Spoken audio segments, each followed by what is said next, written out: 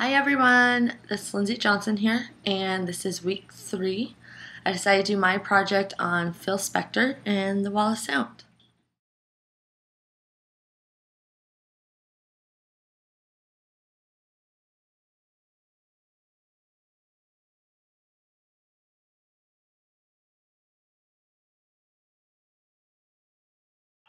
To give you a little bit of background on Phil Spector, he was born in 1939 and graduated in 1958, where he joined a band called the Teddy Bears. The band only lasted for about a year, but in 1960 he decided to go into record producing.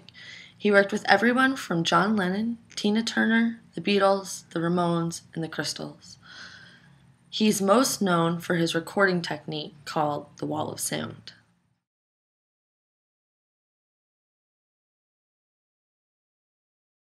The brilliant recording technique, the Wall of Sound, originated in 1960 at the Gold Star Studios. It's a layered, dense sound that compiles a bunch of recordings of acoustic and electric guitars. Sometimes he would use brass within it too. He would play these in an echo chamber, where then he would re-record them, leaving a reverberant field.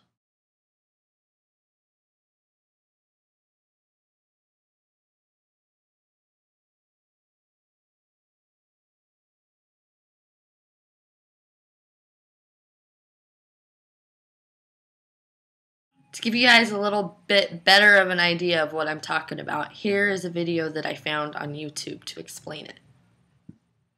The Wall of Sound is a function of this studio. There's no doubt about it. The Studio A at Gold Star. The echo chambers never made the sound acceptable. They enhanced the sound, but the fact that the room was filled with musicians, and it is a small room, everything bounced off of, and we got all of this meshing going on, you know. And then you added the chambers to it, and so you got this sound that all became this wall. It was a room saturation. We had it all melded together in the room. And of course there was one other ingredient that helped make it the Wall of Sound. A minor ingredient, but still meaningful. And that's Phil Spector. Great example of the Wall of Sound would be Baby Be Mine by the Ronettes or Da Do Run Run by the Crystals.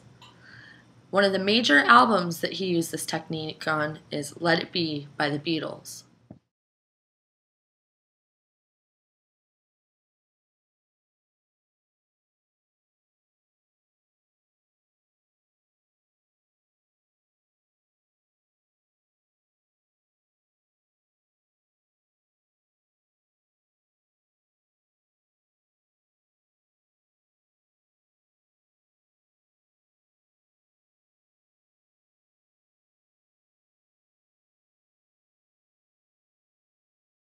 This technique was later picked up by Ryan Wilson in the Pet Sounds and the Smile Band airs. Still to this day it is being used across the world and is one of the best known techniques to that air.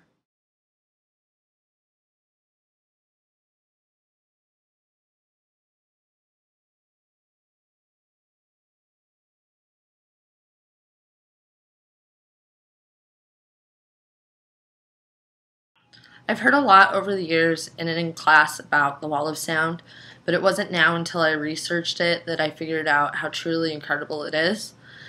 It's absolutely impossible to duplicate the sounds and make them again as if they were back then, especially now digitally, but I hope to one day to get a chance to try it.